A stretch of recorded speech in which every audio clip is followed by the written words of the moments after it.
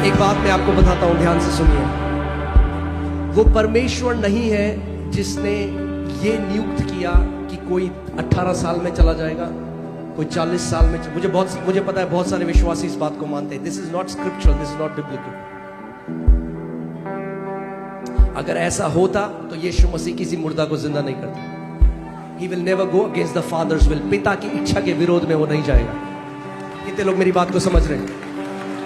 अगर वो जो विधवा का बेटा था जो मर गया था जवानी में, अगर परमेश्वर ने नियुक्त किया था कि वो जवानी में मर जाता, तो यीशु मसीह उसको जिंदा नहीं करता, क्योंकि यीशु ने कहा मैं पिता की इच्छा को क्या करने आया हूं?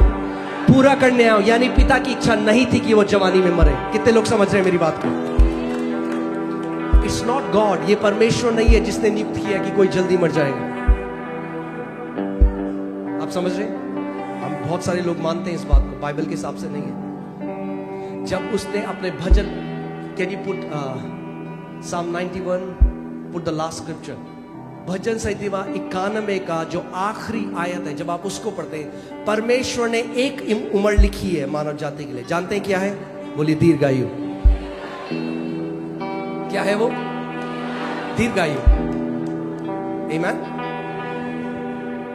और मैं आपको एक बात बताता हूं आज, या फिर जब आपने अपनी कॉलिंग को पूरा कर लिया, आपने जो काम परमेश्वर ने आपके लिए था आपने वो कर लिया, 80 साल हो गए, तो भी परमेश्वर आपको चॉइस देगा। आप बोलिए प्रभु मेरा काम हो गया, मैं घर आना चाहता हूं, आ जाओ।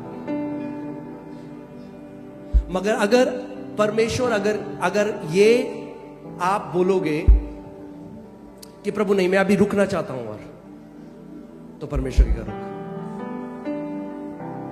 समझ रहे हो? यीशु मसीह ने कहा चोर इसलिए आया कि चोरी करे, हत्या करे और नाश करे। आपको समय से पहले कौन ले जाता है? शैतान। परमेश्वर नहीं ले जाता। आमीन। मगर दीर्घ आयु जीने में आपकी एक भागीदारी है जो आपको परमेश्वर के साथ करनी है। क्या लिखा है यहां पे? परमेश्वर क्या कह रहा है? अच्छा इसको पीछे से लगाइए, इसको 14वीं आयत से लगाइए।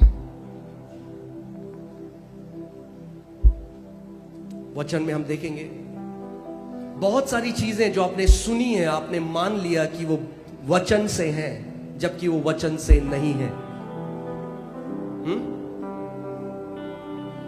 हिजकिय्याह राजा रोया परमेश्वर के सामने, प्रभु देख मैं धर्मी हूं। प्रभु ने कहा तेरे 15 साल बढ़ा दिए। परमेश्वर हमेशा बढ़ाने वाला है। कितने लोग समझ रहे हैं? परमेश्वर कम करने वाला नहीं है, बढ़ाने वाला परमेश्वर है।